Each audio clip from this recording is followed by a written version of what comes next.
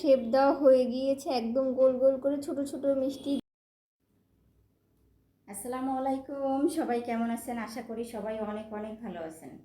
আজকে অসাধারণ একটি রেসিপি নিয়ে চলে আসছি, আশা করি আপনাদের কাছে ভালো লাগবে।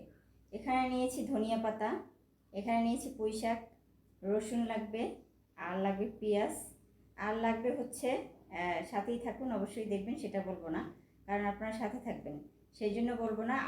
আরও অনেক কিছুর এখানে দরকার আছে। তো যাই হোক, রেসিপিটি শুরু করতেছি, সাথেই থাকুন। আচ্ছা, এগুলো এখন কেটে নিব।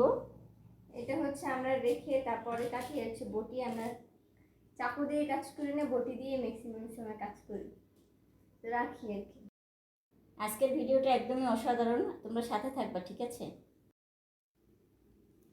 এগুলো বৃষ্টি আমাকে হেল্প করতেছে, এগুলো কুচি কুচি করতে হবে। আমরা তো চাকু দিয়ে কাজ করে না, যেহেতু বটি দিয়ে, আমাদের বটি আছে, বটি দিয়ে এগুলো সুন্দর করে কুচি করে কেটে নিবে। একদম কুচি কুচি করতে হবে। প্রথমে মাঝখান থেকে কেটে এটা একটু মোটা করে নিতে হবে। এই তো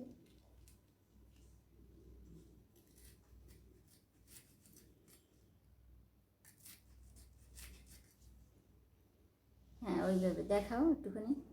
এই যে এগুলোকে একদম এইভাবে কুচি কুচি করতে হবে। আচ্ছা, আমি সুজি দিয়ে দিলাম, আমি কিছু সুজি নিয়েছি, একটু ভেজে নিব এগুলো। আমি যে রেসিপিটি করব তার জন্য সুজি লাগবে, তো আমি এখন এগুলো একটু সুন্দরভাবে ভেজে নিচ্ছি। এখানে সামান্য তেল ইউজ করেছি, আপনারা চাইলে ঘি ইউজ করতে পারেন, তো আমি ঘি দিলাম না, তেল দিয়েছি। তেল দিয়ে একটু ভাজা ভাজা করে নিই। এটা ভাজা প্রায় হয়ে গেছে, আমি এখন দুধ দিচ্ছি। এখানে আমি দুধ দিয়ে দিচ্ছি, দিয়ে তারপর আবার একটু সুন্দরভাবে অনবরত নেড়ে ছেড়ে দিতে হবে।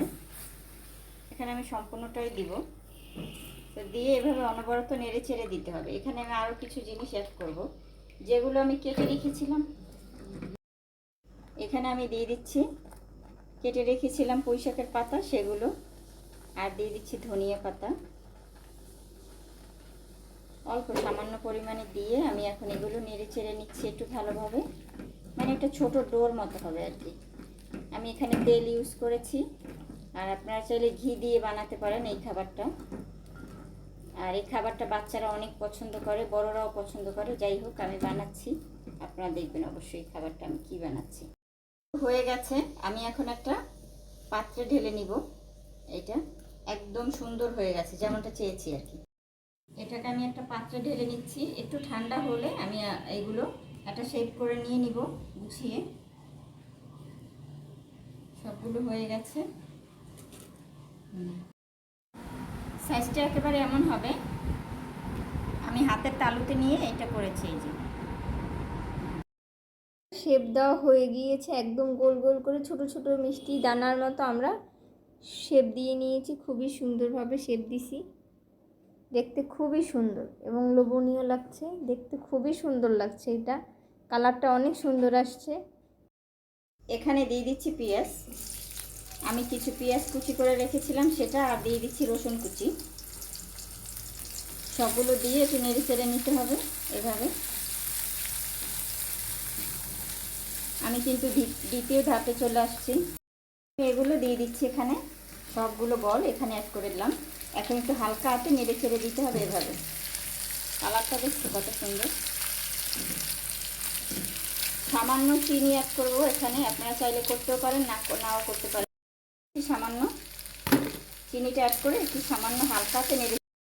এই যে আমার হয়ে গেছে সুজির বল, সবজি বল, আর আসলে এগুলো সবজির বল। হ্যাঁ, সুজি সবজির বল। আপনারা চাইলে বাচ্চাদের টিফিনের জন্য এভাবে দিতে পারেন।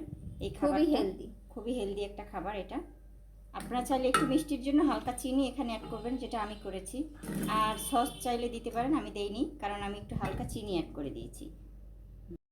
আপনাদেরকে দেখাচ্ছি কতটা টেস্টি হয়েছে।